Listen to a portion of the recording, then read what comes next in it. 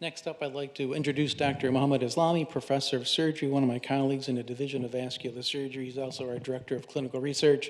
He is going to present to you information on the treatment of visceral and renal artery aneurysms.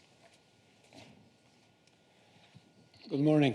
Thank you very much for inviting me to this symposium. I certainly learned a lot. This was the initial topic of my talk, and the question was when to treat mesenteric artery aneurysm. Well, based on the current SVS guidelines, all of them, so that my talk would have been very, very short. So I thought maybe I'd talk about visceral and renal artery aneurysm also. I have no financial disclosure. I want to thank Dr. Sher for sharing some of the slides that's based on the SVS guidelines. Dr. Sher was the chair of the committee that wrote these guidelines, and I was one of the members on it.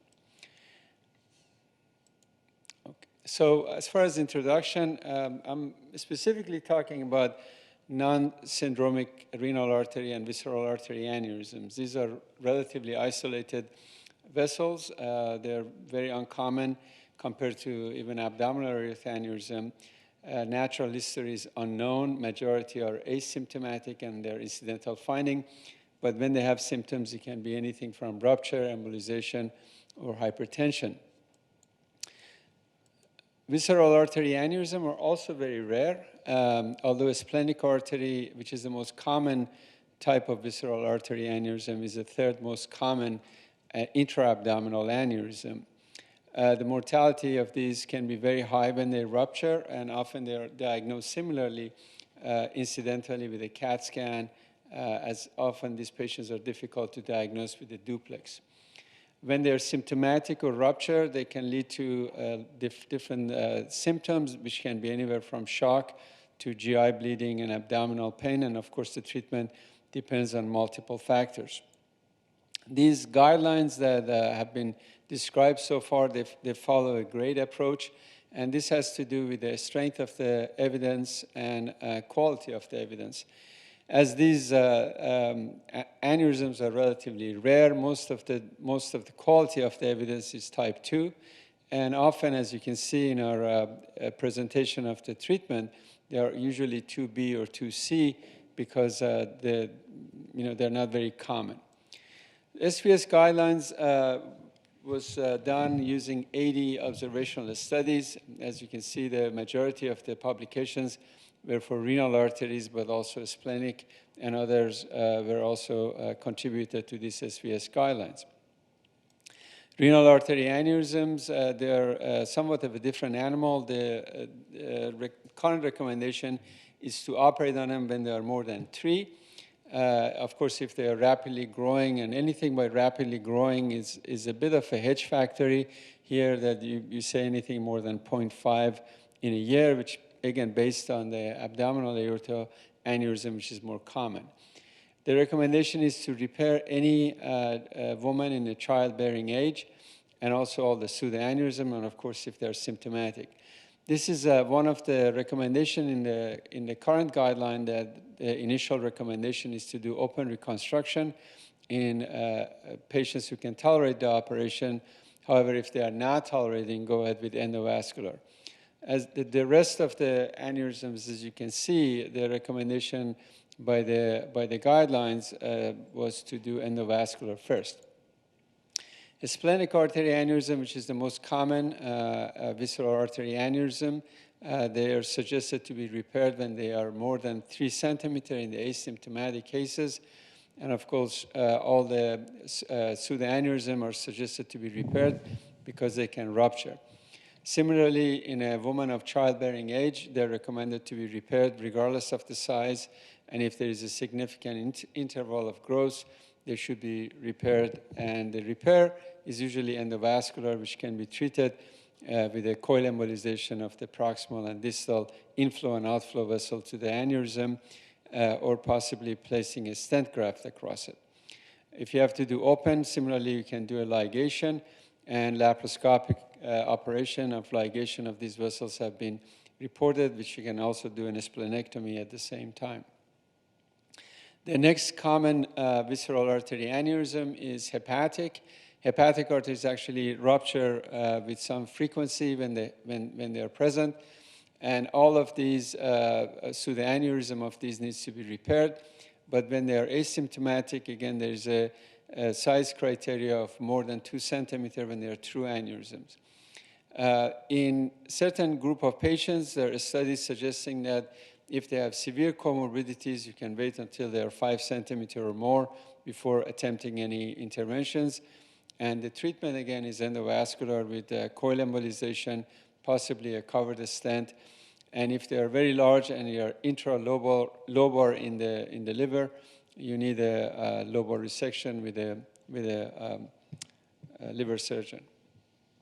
SMA aneurysms, these are all need to be repaired if they're true aneurysms. If they're aneurysm related to the dissection, as you can see in some of the, especially in ladies after childbirth, those aneurysms can be watched carefully, but all the true aneurysms and pseudoaneurysm of SMA are required to be repaired. And the treatment, again, is an endo approach and depend on the anatomical feasibility with use of a stent graft or possible coil embolization. Celiac artery aneurysms are the next most common one, and these are emergent. Of course, needs to be repaired, but if they are non-emergent, the size criteria for the non-ruptured one, again, is more than 2 centimeters. And the treatment is, again, endo first, but open aneurysm of these are actually quite interesting. This was actually the first case I did in my fellowship. And the repair would require resection and repair or doing an aortoceliac bypass with the exclusion of the vessel. And if the collaterals are adequate, you can simply ligate those. Going to the branches of the SMA, ileal jejunal branches need to be repaired when they are more than 2 centimeters in the asymptomatic group. But the colic aneurysms, they have a tendency to rupture similarly to the pseudoaneurysm of colic artery, and this needs to be repaired regardless of the size. Again, endo was our recommendation because the mortality of the open is relatively high, and the endovascular repair can be done with coil embolization of these vessels. Again, these are not syndromic aneurysms, but if they're associated with other syndromes, such as polyarteritis nodosa, there are publications that you can treat this with medication only. For the branches of the celiac, such as PDA and gastroduodenal, these are also need to be repaired regardless of the size. And coil embolization is perhaps the easiest way to deal with this, provided that there is adequate circulation. Open repair of these are relatively difficult. We had one recently at Mercy that we basically opened and sewed from inside because it was very hard to control the branches coming into it with the pancreas nearby. Gastric and gastroepiploic aneurysm similarly needs to be repaired regardless of the size because they can rupture. And the treatment is safe with endovascular approach because there is significant amount of collaterals. So I've gone through multiple aneurysms. The summary of this is that basically the aneurysm can rupture, and the most common one to rupture is hepatic, SMA, and gastroduodenal. Endo first approach using the SVS guidelines are to be performed first, except for the renal artery aneurysm that require some sort of risk-adjusted evaluation and open repair first. Of course, if they are not feasible because of anatomy, being a mycotic aneurysm, or there is an end organ compromise, you may need to do an open repair. And of course, it needs to be individualized based on the patient characteristics. This summarizes everything I just said, that basically the aneurysm of SMA, PDA, gastroduodenal, colic, gastric, and epiploic, they all need to be fixed when they are seen in the CAT scan. But the kind that we see most of the time is the splenic artery, which most of the time we do not do anything to them unless they're more than 3 centimeters or they are in a female of a childbearing age. Similarly, for the renal artery, the guidelines have increased to more than 3 centimeters. So what happened to when you repair them? Perhaps one of the largest series are from here. Dr. Sher was the senior author on this, and this was published in 2015. You can see this is a very robust number of about 173 cases. One thing you can see in the intact group, the majority of the patients were actually female.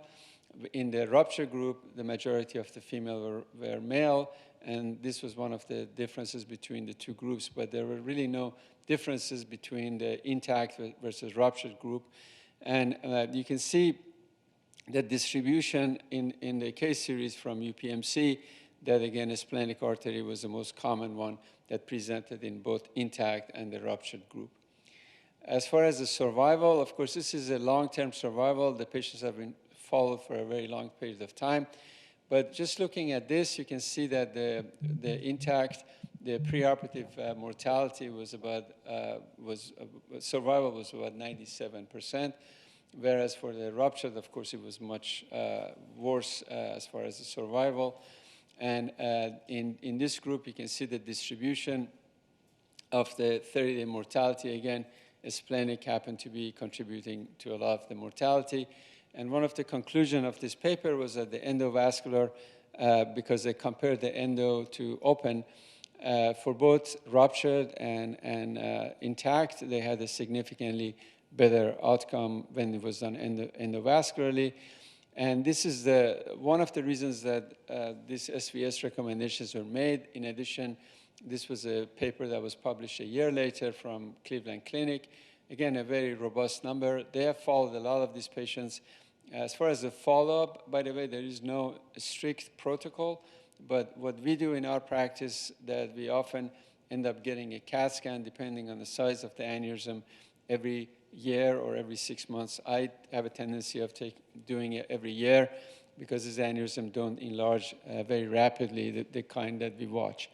So similarly in this group, you can see that open and endovascular approaches, they compare them, and there's no long-term follow-up on these patients. But what they saw, for example, was that the estimated blood loss in the endovascular group was 5 cc's versus about 550 cc's for open repair, and appropriately concluded that endovascular are better. So this was basically a run through a bunch of aneurysms, and I really appreciate your attention, and thank you very much.